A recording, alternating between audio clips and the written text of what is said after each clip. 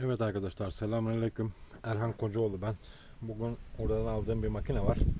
Gördüğünüz gibi starter kapağı yok. Starter kapağı yok arkadaşlar. Karbüratör hava filtresi bu şekilde. Söktüm hava filtresinin, şurada ciklenin şeyi var. Teli yok aradaki. Durumunu bilmiyorum arkadaşlar. Kompresör yok gibi. Marka Dolmar MS4010. Oldukça büyük bir makine. Silindir piston o kadar büyük değil, 40 mm diye baktım internetten ama bilmiyorum. Şaft, şu şey sağlam. Gaz kolu. Maalesef kol yok ama şuraya bir kol uydururuz. Çalıştırabilirsek.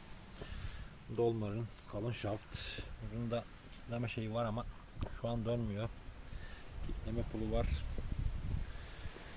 Bir sökelim bakalım arkadaşlar. Şöyle bir çalıştırmayı deneyelim bakalım. Şu starterden bulabilir miyiz bilmiyorum. Bir sokacağım, bakacağım arkadaşlar şimdi. Şöyle hava filtresini söktük. Hatta sökelim şöyle.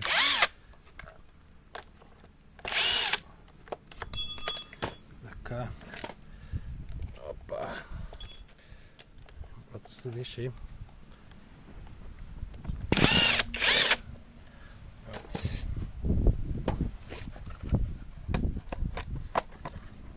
Ve içini de görelim sizinle beraber. Evet, bu şekilde. Çok pis bir vaziyette arkadaşlar. Bakacağız bakalım. Şimdi bu gaz telini de buradan bağlamışlar arkadaşlar. Cikleteli. Şurada arkadaşlar, şu kol şey değildi. Şuraya düşmüş sanırım. Evet, şunu takacağız yerine.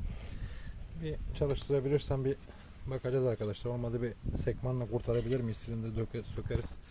Çünkü öyle bir şey yok yani, tek parmağımla çevirebiliyorum.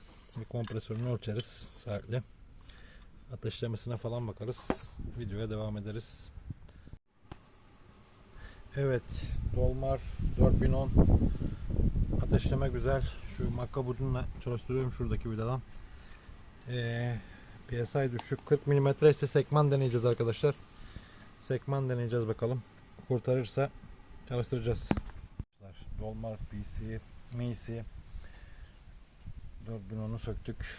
Silindirde çizik yok arkadaşlar. Güzel içi. Cam gibi duvarları. Evet, piston 40 mm arkadaşlar. Sekman şu taraftan kaynamış ve biraz çizmiş pistonu ama sekman kanallarında sıkıntı yok. Bir sekman atıp kurtaracağız Allah'ın izniyle bunu. Bu şekilde alt gövde bu şekilde buradan bağlanıyor. Şeyler de alttan vidalanıyor. Silindir şeyde şu altta gördüğünüz 4 civatadan silindir çıkıyor. Bakalım, deneyeceğiz arkadaşlar. Arkadaşlar 40 çarpı 1.5 ekmanımızı taktık eline. Gördüğünüz gibi kanalda rahat oynuyor, sıkacağız. Bu şekilde. Şu tarafta çizik var ama çalışacağına eminim arkadaşlar. Çünkü bu pistonun bu yüzeyi temas etmiyor silindir arkadaşlar. Sekman yumduğu için temas etmiş. Şimdi toplayıp göreceğiz. Evet arkadaşlar, şimdi biraz kompresör yaptım ama tabii egzoz falan takık değil. 90 PSI oldu şeyimiz, tabii de sıkık değil fazla.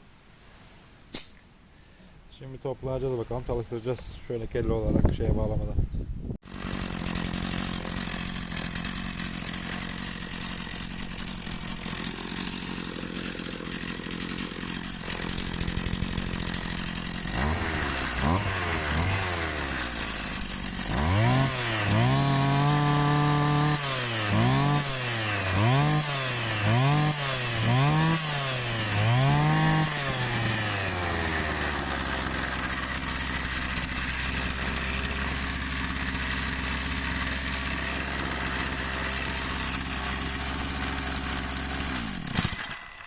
Evet arkadaşlar, Dolmar MS410'un sekman değiştirdik ve kurtardık. Sadece onunla mı kaldık? Hayır. Buraya telli tip cimbalı starter uydurduk. Şu kenarları biraz kestim. Şu talaşlar ondan. Starter uysun diye ayarladım starteri. Ekip çalışıyor artık. Diyafram takımı değişti böyle. Eski diyaframları, iğneleri. Şimdi temizleyeceğiz. Bu şaftı uyduracağız. Gaz teli alacağız kısmetse. Kol çünkü sağlam. Şöyle de bir kol. Şimdi mallarından oynayacağız. Amatörlü. Amatörleri falan burada. Kol kelepçesi. Bu şekilde çalıştıracağız. Son bir kez daha çalıştırayım. Görün. Çekebilirsem.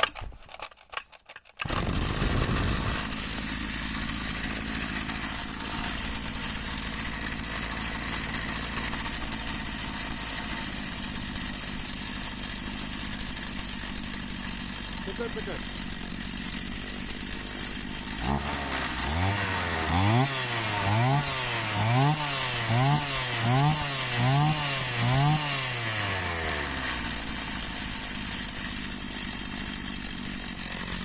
Olmaz. Evet, 40 var.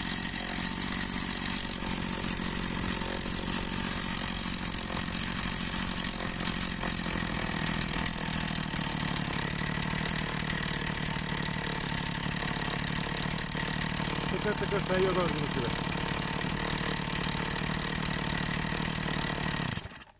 Stop da ettik. Evet arkadaşlar, ısınmasın böyle şeysiz. Harika bir makine. Ucuz yollu yine bunu da hayata döndürdük. Depo hortumu da sağlam. Depo bu şekilde bir temizleyelim. Ondan sonra şu aparatları falan hepsi burada. Canavar gibi kompresyonu düzeldi. Uzun yıllar hizmet edebilir artık yine. Bir sonraki videoda görüşmek üzere. Kendinize iyi bakın.